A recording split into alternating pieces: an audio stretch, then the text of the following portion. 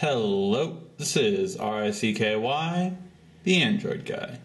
Hey guys, so today I'm doing a side-by-side photo comparison between the iPhone 5 and the Galaxy S4. Now, I know I'm the Android guy, but as you know, I usually always try to be unbiased when comparing the two products and show out which ones point well and which ones don't do something so well. So, that being said, we're going to go over several different things from color reproduction to quality to video quality and to low light. So, on this one, we just did a regular auto photo. Now, I want to note that although the S4 is 13 megapixels on these ones that you see that take up the whole screen, that is a 10 megapixel. So it's not really bigger in size, but it is a wider screen.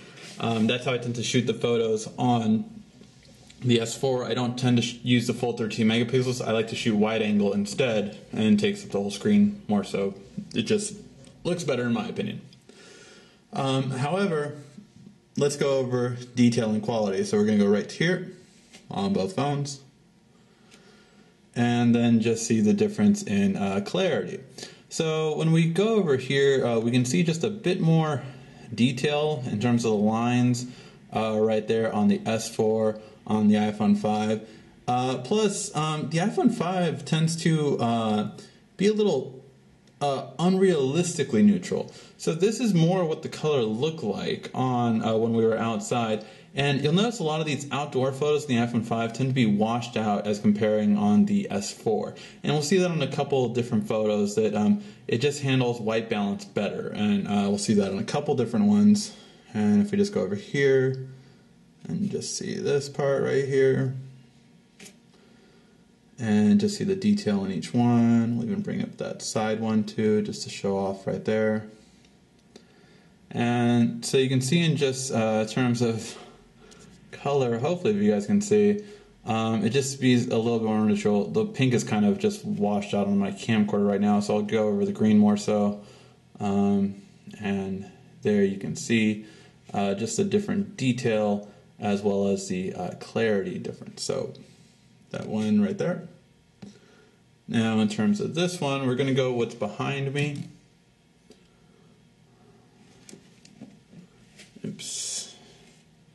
Whoops, went back.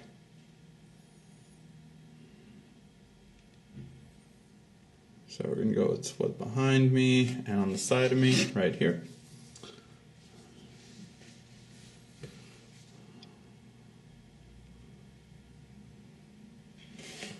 And so you can kind of see that. And again, just even in my skin tone, hopefully you guys can see it. I'm trying to look at my camcorder to see if it's giving me an exact representation. But on the iPhone, I kind of, I'm a little washed out on there. I'm not that light-skinned. But on the S4, it's a little bit more accurate when it comes to that. Although on my camcorder it seems a little bit different, as well as definitely when it comes to the rocks behind me, it just is a bit more clear on the S4 in terms of how it is on the iPhone 5. And the iPhone 5 won't let me pinch to zoom any more than that, but let me just go like that for you guys. So you guys can see in the clarity, it just is a bit better off. And again, it's just the white balance I'm finding with the iPhone 5 isn't just on the same level as for there. And now we'll go over another one that we took outside. And this one we're really going to go over more of the details of it. Okay. So let's zoom out a little bit. Sorry, I just have air gestures on. And now on this one, first we see the colors difference. And then we're going to go to this specific rock. Actually, just let me double tap because the iPhone 5 won't let me zoom in more than that. But here you can just see the clarity difference right around here. I mean, this is center weighted too, and this is really towards the center. So you can just see really the difference in terms of clarity. And again, in just terms of more natural, this is actually more natural to what it was, whereas the iPhone, I don't know if it's just because the sunlight, but it tended to make it overly neutral or whitewashed, you could say, while the S4 does do a bit of, more vibrance.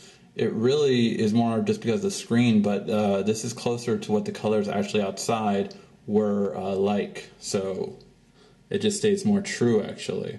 And that's just one thing definitely we noticed. Okay. Oops. And then, oops, okay.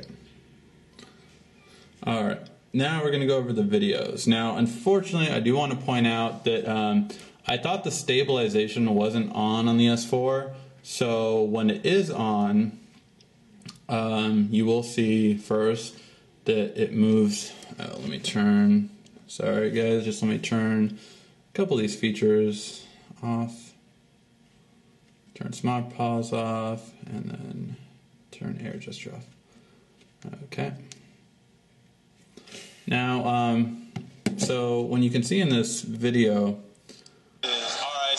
on this one, the stabilization was perfect. We're doing a side-by-side comparison on the texting ability and everything like that on the phone, and just seeing how well it is. However, it was shaking when I was recording it, so I was like, oh, I put the stabilization on, and I remember on the S3.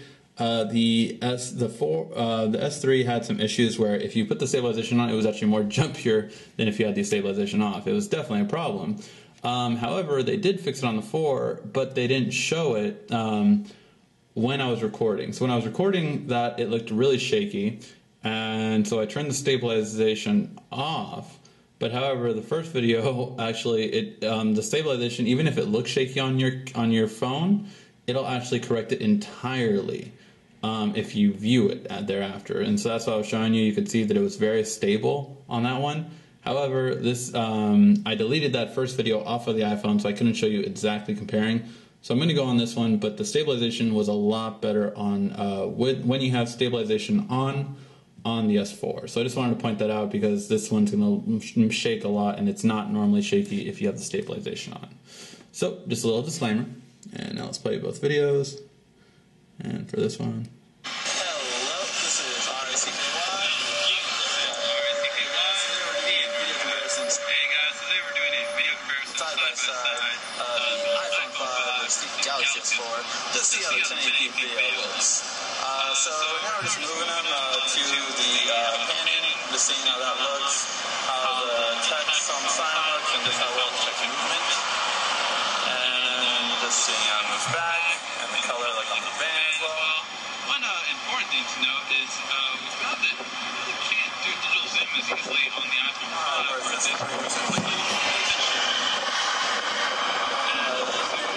during your video on the stock app taker. Of course, we could probably switch that around and use third-party one, but we can't do it on the regular. So showing you how the clarity and the stabilization, and we'll take a look to see how they turn out when we do our sit-down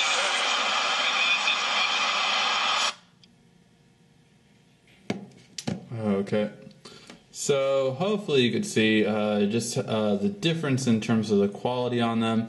One thing I did notice that yes, you can easily zoom in on the Galaxy S4 as opposed to the iPhone 5, and the S4 seemed to have a bit better of the stabilization when it comes to, or sorry, not the stabilization, but had a bit better noise cancellation in comparison to the iPhone 5. It sounds a little muffled on the iPhone 5 when we were doing that portion of it.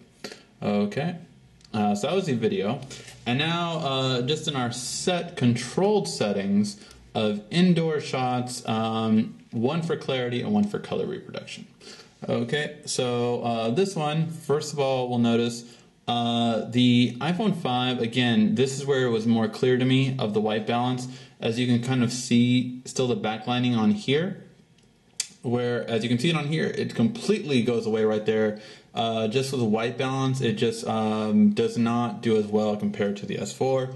which is one thing the S4 does really well. Not only that, but then on details, I always go over here just to show the engraved. And now this is at the full 13 megapixel. I do want to note that. You see how it doesn't take up the full screen?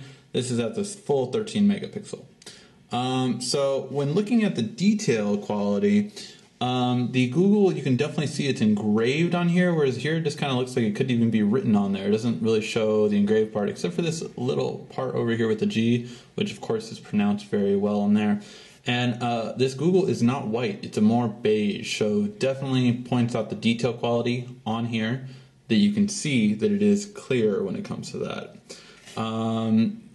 Now, one thing I do want to point out, well, I'll do that on the recap. Okay, so now in terms of color reproduction, honestly, this color is more in the middle. So let's go over each color. On the red, the iPhone 5 did a better job of more accurately depicting the red part.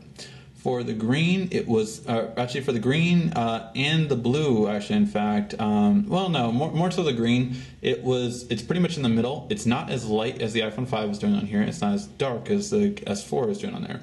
The yellow was definitely more accurate on the S4. The yellow is just pretty much exactly what the yellow looked like, whereas the iPhone 5 kind of, it was kind of washed out. And the blue is pretty much accurate very easily. Again, on the detail side, though, if we just go on this edge right here that has a little scratch on it, we can definitely make out this scratch right here that's across very easily on the S4 and lightly on the iPhone 5. So that was just one thing I did see on it in terms of detail. We can definitely make that out clear on the S4, and even the paint on here, really, comparing to on here. So detail is just going to be better overall on the S4 comparing to the, detail will be better on the S4 comparing to the iPhone 5. How about low light? So low light is actually kind of tricky. So on the S4 you have two options, where on the iPhone 5 you have one. And let me point that out to you. So on the iPhone 5, you do have one option for